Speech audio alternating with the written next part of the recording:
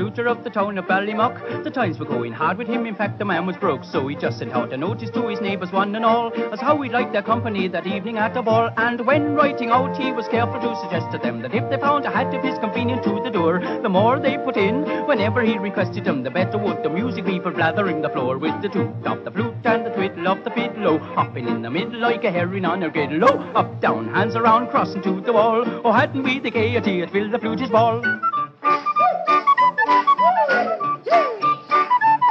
Just with a cavity again at it. Little Millie Mulligan got up to show them how, and then the widow Cavity steps out and makes a bow. I could dodge it off your legs to see as sure as you were born, if you'll only make the piper play the hare was in the corn. So Phil plays up to the best of his ability. The lady and the gentleman begin to do their share.